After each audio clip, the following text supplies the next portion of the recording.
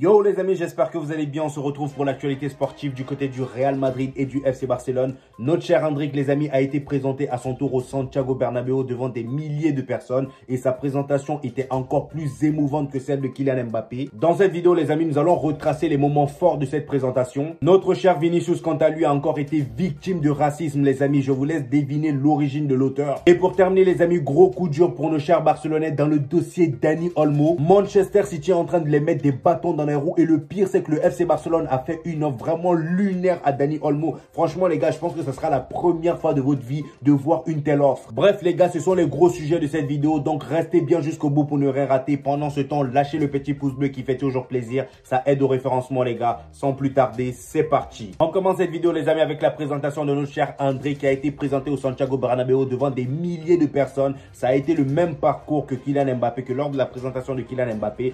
Donc voilà, il a passé sa visite médicale avant. Tout s'est très bien passé. D'ailleurs, là, nous avons une photo de lui sur le lit traditionnel du Real Madrid pour les visites médicales. Et ensuite, il a signé les contrats avec Don Florentino Pérez. Voilà, ils ont signé les contrats. Et à la suite de ça, ils ont pris des photos comme d'habitude. Voilà, c'était pareil avec Kylian Mbappé. Et après ça, bien évidemment, Florentino Pérez l'a envoyé dans la salle des trophées. Personne loupe cette étape. Voilà, c'est l'étape la plus importante dans une présentation au Real Madrid. Il faut qu'on te fasse rêver, qu'on te montre un peu ce que tu es venu chercher. Voilà, donc Florentino Pérez l'a envoyé dans la salle magique, dans la salle des miracles. Voilà, il lui a montré les 15 Ligues des Champions. Et le poteau, bien évidemment, il était tout sourire. Voilà, il n'a jamais vu ça de sa vie. Et de toute façon, il ne verra pas ça quelque part d'autre, à part le Real Madrid. Donc, comme vous pouvez le voir, l'image, elle est là. Florentino Pérez, bien fier de montrer ses trophées. Et ensuite, Endrick a posé avec son maillot.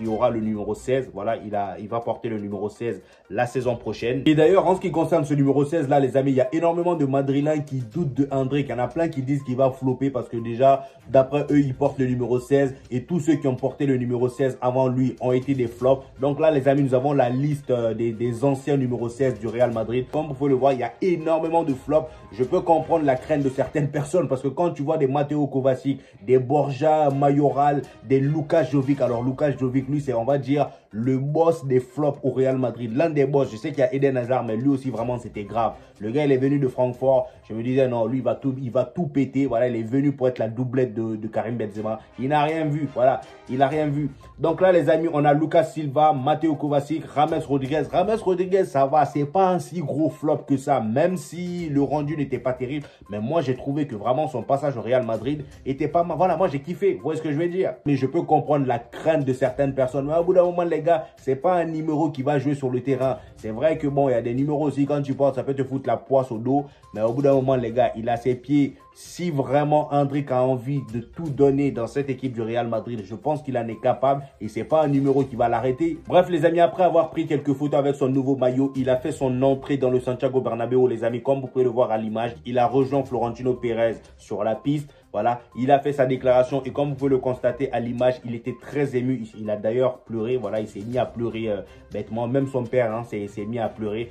Dès que son père l'a vu à l'écran, il s'est mis à pleurer aussi. Les gars, franchement, ça c'est la fierté d'un père qui voit son fils réaliser ses rêves. Voilà, franchement, c'était pareil avec la mère de Kylian Mbappé. Elle était aussi émue. Mais là, les gars, le père de Endrick, il était vraiment en pleurs. Donc là, voici les propos d'Endrick lors de son discours quand il est rentré au Santiago Bernabéu. Il dit: bonjour à tous, je tiens à remercier tout le monde d'être venu au Santiago Bernabéu. Je ne vais pas vous mentir, je ne m'attendais pas à autant de monde. Je ne m'attendais pas à tout cela. Et je rappelle qu'il y avait plus de 45 000 personnes présentes pour sa présentation, les amis. C'est énorme pour son âge. Parce que Kylian Mbappé, les amis, je le rappelle, c'était 80 000 personnes, voire plus. Voilà, 80 000 personnes qui étaient présentes pour Kylian Mbappé. Mais Kylian Mbappé, c'est quelqu'un qui a déjà prouvé. Voilà, il est déjà au haut niveau. Et Endrick, il vient du Brésil. Il est encore jeune. Il n'a même pas encore la vingtaine, les amis. Et regardez le monde qui était présent pour lui. Peut-être que c'est parce que c'est les vacances ou c'est parce que c'est l'été. Mais les gars, je pense que là, c'est vraiment historique, les gars, pour un jeune de son âge. À la fin de son discours, les amis, à la fin du discours de Florentino Pérez, le gars, quand il retournait au vestiaire,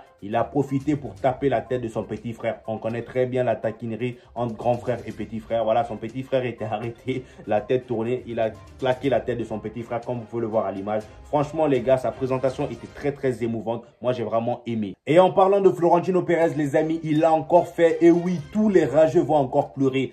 Florentino Pérez, je vous ai dit, quand le gars la parle, faut l'écouter. Florentino Pérez a signé Kylian Mbappé gratuitement. Il y en a plein qui sont plaints de la stratégie du Real Madrid. Le fait de ne pas vouloir claquer des énormes sommes sur certains joueurs et toujours essayer de les choper gratuitement. Les gars, il faut être intelligent. C'est le business. Florentino Pérez, il a compris ça depuis longtemps. Je vous ai dit, il a compris le game depuis longtemps. Et il a reproduit la même chose avec Alphonso Davies. Là, les amis, le Real Madrid a trouvé un accord avec Alphonso Davies. Le gars, il ne veut pas prolonger. Il ne veut plus prolonger avec le Bayern Munich. Et le Bayern Munich n'a pas accepté la somme que le Real Madrid les avait proposée. Ils n'ont pas voulu accepter. Et Florentino Pérez, il a dit, ok, si vous ne voulez pas, non, on ne va pas se casser la tête. Vous allez voir, la saison prochaine, on va le choper gratuitement. Et là, il manquait juste l'accord entre le Real Madrid et Alphonso Davies. Et l'accord a été trouvé. Donc, l'été prochain, Alphonso Davies va débarquer au Real Madrid gratuitement.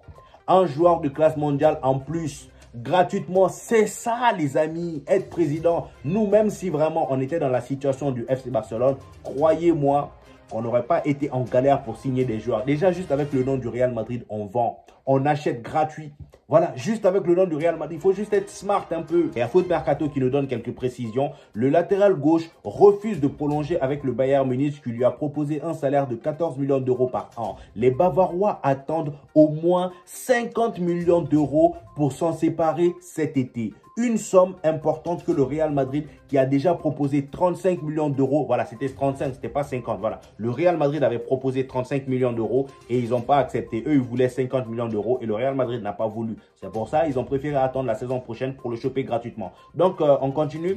Une somme importante que le Real Madrid qui a déjà proposé 35 millions d'euros ne souhaitait pas atteindre. Le club merengue veut compter sur le joueur de 23 ans et sur Ferland Mendy en passe de prolonger au poste d'arrière gauche durant la saison 2025-2026. Donc la saison prochaine les amis, c'est-à-dire pas cette saison-là, celle qui va venir 2025-2026 là, on aura comme ailier, comme latéral gauche Davies et Ferland Mendy. Ça va être bouillant les gars. Ça va être solide. On enchaîne les amis avec un autre joueur du Real Madrid. Il est dit Villarreal a contacté le Real Madrid au sujet de Fran Garcia, mais le club a refusé car le vendre signifierait que Mendy serait la seule option au poste de latéral gauche. On n'est pas bête, on fait les choses intelligemment, je vous ai dit, voilà. Donc là, le Real Madrid, ils ont dit non, pour l'instant, on a besoin de lui parce qu'il faut une doublette à Ferland Mendy. Le poteau se blesse parfois. Voilà, il n'est pas très, voilà, il ne met pas, on n'est pas serein avec lui. Toujours avec le Real Madrid, ici, nous avons quelques infos pour la pré-saison. Il est dit que Endrick, Modric, Rudiger et Arda Güler iront aux USA, c'est-à-dire pour la pré-saison,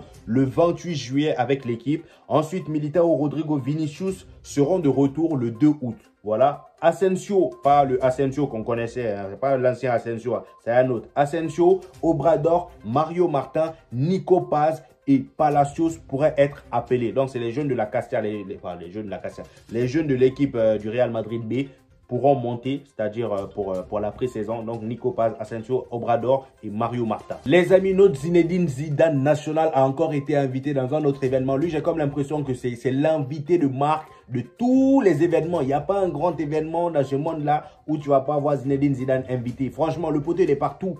Il est partout. Il a encore été invité, les amis, hier. Voilà, il a porté la flamme pour les Jeux Olympiques, là. Et dites-vous qu'il a remis cette flamme au tennisman, là. Comment elle s'appelle même? Djokovic. Voilà, il est dit, le 5 juin 2005, Zinedine Zidane offre à Rafael Nadal. Ah, j'ai dit Djokovic même. Rafael Nadal, je suis désolé. S'il y a des tennisman qui me regardent, là, c'est vrai que là, c'est une faute professionnelle. Regardez un peu la belle histoire entre Zinedine Zidane et Rafael Nadal. Dites-vous que le 5 juin 2005, Zinedine Zidane offre à Rafael Nadal son premier Roland Garros. Et hier, les amis, l'histoire s'est conclue, peut-être ou peut-être pas. L'histoire s'est conclue le 26 juillet 2024, les amis. Zinedine Zidane passe la flamme olympique à Rafael Nadal. Regardez-moi un peu le sourire sur leur visage. Franchement, les gars, quelle belle histoire. Les amis, ici, nous avons un aperçu des joueurs avec la plus grande valeur marchande en Liga. Donc là, comme vous pouvez le constater, Kylian Mbappé et Vinicius sont premiers avec 180 millions d'euros de valeur marchande. Ensuite, les amis, on a Jude Bellingham. Ah bah, Jude Bellingham aussi à 180 millions d'euros. Voilà, donc les trois, comme par hasard, les trois du Real Madrid. Ensuite, on a Lamine Yamal qui vient un peu gonfler la mise du côté du FC Barcelone. Donc 120 millions d'euros. Lui, sa valeur marchande a grimpé après l'euro. vu l'euro de malade qui nous a sorti. Et ensuite, les amis, encore un joueur du Real Madrid, Monsieur Valverde, le prochain capitaine du Real Madrid, s'il plaît à Dieu. Il est à 120 millions d'euros, donc le même prix que Lamine Yamal au jour d'aujourd'hui. On enchaîne, les amis, avec notre cher Vinicius qui a encore été victime de racisme. Franchement, les gars, au bout d'un moment, ce truc-là, je ne sais pas quand est-ce que ça va cesser, mais là, c'est grave. Vinicius Junior. Vinicius. Vinicius. Vinicius. On peut voir dans la vidéo un petit garçon, je ne sais même pas quel âge il a. Il a sûrement pas 10 ans. Voilà, c'est soit entre 6 et 7 ans. Le poteau, il voit un singe sur un câble et il se met à appeler le singe Vinicius. Franchement, dans quel monde on est? Au bout d'un moment, dans quel monde? Comme par hasard, le poteau, il a quel maillot? Le maillot de l'Argentine. Avec quel nom dessus? Lionel Messi. Waouh! Comme par hasard. En tout cas, je ne dis pas que Lionel Messi est raciste. Il n'a jamais fait un truc bizarre comme ça. Voilà, Lionel Messi, j'ai jamais vu en tout cas Lionel Messi dans ce genre de polémique-là. Mais porter ce genre de maillot-là, ça porte atteinte à la réputation d'un pays qui est déjà dans la sauce ces derniers temps. Voilà, il y a eu l'histoire avec Enzo Fernandez là et l'équipe de France. Et maintenant, les amis, le petit là, clairement dans la vidéo, c'est clair, net et précis. Il voit le singe et il appelle le singe Vinicius Junior. Et en plus, sa voix me tabasse. Et dans la vidéo, on peut voir que la personne qui le filme, c'est une femme et c'est sûrement sa mère. Ce genre de truc là, ça vient probablement soit de la mère ou du père. En tout cas, c'est dans la famille, c'est dans la lignée. Une famille raciste, les amis, ça change pas. Tes enfants, tes arrière-enfants seront tous racistes. Le poteau n'a pas pris la caméra pour se filmer tout seul. Non, c'est sa mère qui le filme. Et c'est pour ça cette image, les amis, que je vais vous mettre là, signifie beaucoup, les amis. Franchement, il y a une grosse morale autour de ça. Les enfants prennent toujours le comportement qu'ils voient à la maison et refont toujours ce qu'ils voient à la maison. Donc, au bout d'un moment, là, si le petit s'est mis à dire ça là et que sa mère le filmait, c'est que c'est sa mère qui lui a mis ça dans la tête. Moi-même, parfois, quand je vois les racistes là dans leur combat là, je me dis, mais ils sont débiles. Parce qu'au bout d'un moment, quand moi je vois un chien, c'est lui là, il ressemble à Vinicius. Vinicius marche à 4 pattes. Franchement, au bout d'un moment, soyez sérieux aussi dans votre mouvement. Hein? Quand vous voulez faire des trucs comme ça, cherchez des gens qui ressemblent vraiment à Vinicius. Parce que là, vous me parlez d'un singe comme si, au bout d'un moment, arrêtez vos bêtises là. Arrêtez ça. Bref, les amis, on part du côté du FC Barcelone, nos chers voisins. Le FC Barcelone brille dans ces Jeux Olympiques, les amis. Notre cher Fermín López, avec l'équipe d'Espagne, a été auteur d'un but et une passe décisive hier, les amis. L'Espagne a joué face à la République dominicaine, donc ils ont gagné 3-1 dans un match assez, voilà, ils ont dominé, hein, même si c'était pas une grande domination. Mais en termes de tir, comme vous pouvez le voir dans les statistiques, l'Espagne a tiré 20 fois, les amis, et la République dominicaine a tiré seulement 3 fois. Donc déjà, voilà, il n'y a pas photo entre le nombre de tirs. Et là, les amis, le FC Barcelone a eu chaud. Je dis ça pourquoi? Parce que déjà, c'est pas que le FC Barcelone qui a eu chaud. Le FC Barcelone et l'Espagne ont eu chaud parce que Cubarsí s'est pris un gros coup dans les cascagnettes, dans les boules. Voilà, j'ai pas envie de dire le vrai nom, mais vous savez de quoi je parle. Quand je mets la photo là, vous voyez dans quelle direction part le pied. Voilà. Franchement, au bout d'un moment, moi-même, j'ai eu peur quand j'ai vu cette image-là. Je me suis dit, oula. Mais je vous rassure, les amis, il n'y a rien eu de grave. Voilà, tout est en place. Il n'y a rien qu'à bouger. Heureusement, parce que le FC Barcelone aura besoin de ces cascagnettes-là la saison prochaine. En tout cas, les amis, l'Espagne est qualifiée pour les quarts de finale. Comme vous pouvez le voir ici, ils sont premiers avec 6 points déjà. Voilà. Et ensuite, l'Égypte est deuxième avec 4 points. Et en troisième position, la République dominicaine. Et à la dernière position, c'est-à-dire quatrième, on a Ouzbékistan. Bon, ils sont venus pour compléter le groupe. Faut pas trop prêter attention. Voilà. En tout cas, s'il y a des Ouzbékistans qui me regardent ici, je vous aime. Hein. Voilà. Mais vous et moi, on sait très bien que le sport là, c'est pas fait pour vous. Vous avez votre sport. Peut-être c'est cricket. Bon, cricket là, c'est N. Peut-être vous, c'est hockey sur glace, des trucs comme ça là. Mais ça là, le football là, on sait très bien que c'est pas fait pour vous. Voilà. Bon, je me tais. Je m'enfonce de plus en plus. Les amis, on enchaîne avec notre cher Victor Roque. Comme vous le savez, dans ma précédente vidéo, je vous ai dit que là, l'Arabie Saoudite a approché Victor Roque pour un potentiel transfert. Regardez, c'est ce que je vous ai dit. Aredia annonce que le FC Barcelone est OK avec Al Hilal pour vendre Victor Roque. Il manque le OK du joueur et de l'agent. Pour l'instant, l'agent et Victor Roque n'ont pas donné leur OK. Mais là, l'Arabie Saoudite ont toqué à la porte du FC Barcelone pour Victor Roque. Et là, les amis, il y a du nouveau dans le dossier parce que le Brésil, l'entraîneur du Brésil a fait comprendre qu'il va continuer à sélectionner pour la sélection brésilienne, les SAO. Il va continuer à sélectionner les joueurs qui partent jouer en Arabie Saoudite. Parce que c'est vrai que dans les années précédentes, tous ceux qui sortent de l'Europe, c'est un peu compliqué de les appeler. Voilà, surtout quand tu pars dans les côtés Arabie Saoudite. Là, Brésil, il les appelait de temps en temps. Mais franchement, quand tu partais en Arabie Saoudite, je pense que c'était rare de voir un joueur qui se faisait appeler. Mais au moins là, les amis, il y a Neymar. C'est sûr qu'ils vont appeler Neymar. Si Neymar revient vraiment très très bien et qu'il ne se reblesse pas. Parce que là, il a fait son retour là. D'ailleurs, il est bien fit pour quelqu'un qui était blessé depuis plusieurs mois. Bref, là, comme vous pouvez le voir, les amis, Foot Mercato nous dit, le nouveau sélectionneur du Brésil a annoncé qu'il continuera à sélectionner les joueurs partis en Arabie Saoudite. Une bonne nouvelle pour Victor Roque, en instance de départ du côté du Barça et qui pourrait partir rejoindre la Saudi Pro League. D'après Sport, Victor Roque pourrait donc désormais accepter l'offre qu'il a reçue de la part d'Al Ahly.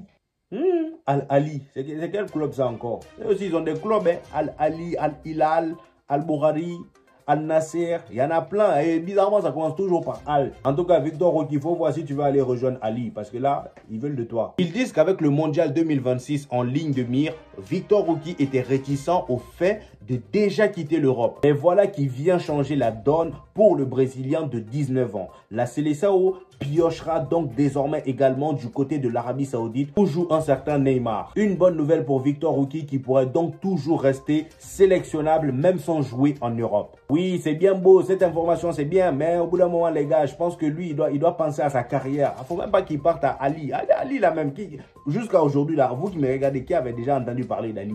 Hein? Qui avait déjà entendu parler d'Al Ahly? Il n'y a personne. Franchement, je suis prêt à jurer que personne n'avait déjà entendu parler de Al Ahly. Il va aller faire quoi là-bas? Pour de l'argent? Non, reste en Europe. Il y a des gros clubs qui veulent de toi. Je pense qu'il y a l'Atlético de Madrid qui voulait de lui. Il y a des gros clubs. Après, le FC Barcelone, je pense que eux, ils vont vouloir le vendre à plus d'offrances. Celui qui donnera beaucoup plus d'argent.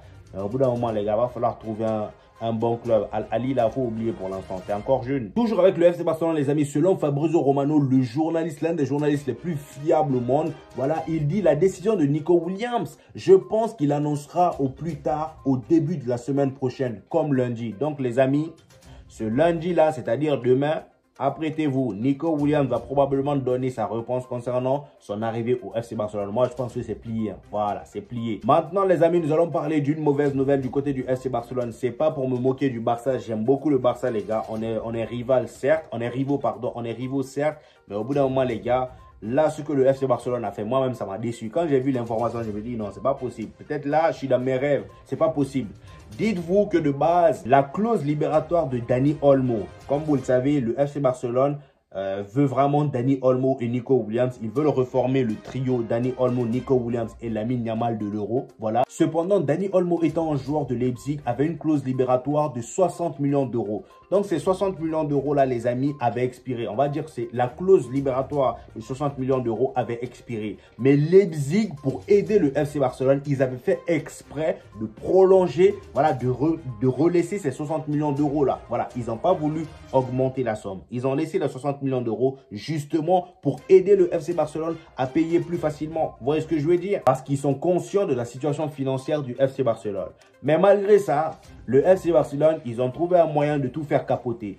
Voilà, ils ont trouvé un moyen de tout faire capoter. Vous allez voir pourquoi je dis ça. Donc là, les amis, après tout ça, le FC Barcelone a fait une offre à Leipzig. Voilà, ils ont proposé une offre et voici les détails de l'offre. Le FC Barcelone a proposé 40 millions d'euros pour Dani Olmo à Leipzig, sachant que sa clause est de 60 millions d'euros. Ils ont proposé 40 millions d'euros. Et ces 40 millions d'euros là, ils vont pas payer directement. Non, ça c'est mal connaître le FC Barcelone. Ils ont proposé à Leipzig de payer ces 40 millions d'euros en plusieurs fois.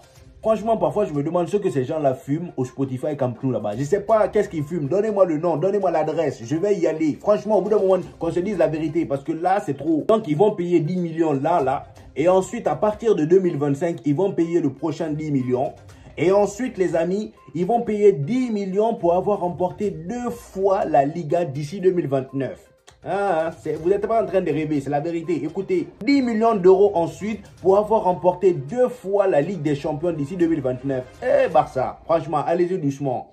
Allez-y doucement. Dans quel monde vous comptez remporter 2 Ligues des Champions d'ici 2029? Franchement, même si vous en êtes capable, c'est vrai. Voilà, c'est pas impossible, vous en êtes capable. Mais comment vous venez mettre ça dans une négociation? Franchement, si vous n'avez pas d'argent, voilà, retournez-vous. Allez-y chercher des joueurs qui correspondent à votre poche. Au bout d'un moment, tu n'as pas d'argent, tu vas acheter des jets privés. C'est pas possible. C'est pas possible. Vraiment, on a comment ils s'appellent? Il y a des joueurs comme Thuram, voilà, Kolo Muani. Ils sont là pour vous. Essayez d'acheter ça. vous voulez vous retourner face à des Dani Olmo. Justement, comme vous n'avez pas d'argent là, il y a d'autres clubs qui ont vraiment beaucoup d'argent qui vont se l'arracher. Voilà, comme Manchester City. Manchester City s'est retourné, les amis, sur Dani Olmo. Zut. Voilà, là, ils veulent mettre vraiment des bâtons dans les roues au FC Barcelone. Ça va être compliqué, les amis, pour aller chercher Dani Olmo. Peut-être que Nico Williams, ça va le faire, parce que c'est la priorité numéro 1, voilà, du FC Barcelone. Mais là, les amis, Dani Olmo, je pense que c'est mort. Leipzig, ils ont rejeté l'offre, parce que l'offre, comme vous pouvez le voir, c'est ridicule. Voilà, je ne sais même pas comment ils ont réussi à penser à tout ça. Donc là, les amis, Manchester City est intéressé par Dani Olmo. Il est dit, ça s'agite autour de Dani Olmo. Manchester City a formulé une offre pour s'attacher les services du joueur. Dans le même temps, Barcelone pousse et veut également le signer. Le joueur donne sa préférence à Barcelone. Son agent a d'ailleurs rendez-vous ce week-end à Barcelone pour discuter avec la direction. Le Barça doit d'abord vendre avant de pouvoir le recruter. Et pour l'instant, le Barça n'a pas vendu de gros joueurs. Voilà, là pour l'instant, ils ont vendu personne. Ils veulent vendre Rafinha, mais pour l'instant, c'est pas fait. Donc peut-être que s'ils réussissent à vendre un gros joueur et qu'ils récoltent de l'argent, ils pourront, voilà, à partir de là, recruter Dani Olmo. Mais là, les amis, c'est compliqué. Mais vraiment, les gars, mon souhait, c'est que le FC Barcelone réussisse à le recruter. Comme ça, au moins, ils auront une bonne équipe. Ils vont arrêter de galérer. Voilà, la saison est tout le temps compliquée avec eux, surtout les blessures par-ci, par-là. Là. Comme ça, au moins, on aura de vrais classicos. C'est ce que je passe mon temps à dire. Voilà, je veux une vraie équipe du FC Barcelone, la saison prochaine. Bref, les amis, c'était les infos du jour. Je ne sais pas ce que vous en avez pensé. Donnez-moi vos avis en commentaire, les amis. J'hésiterai pas à vous reprendre comme d'habitude. N'oubliez pas le petit pouce bleu qui fait toujours plaisir. Ça aide au référencement. Donc voilà, les amis, j'espère que vous avez kiffé la vidéo. On se retrouve au prochain épisode. Peace!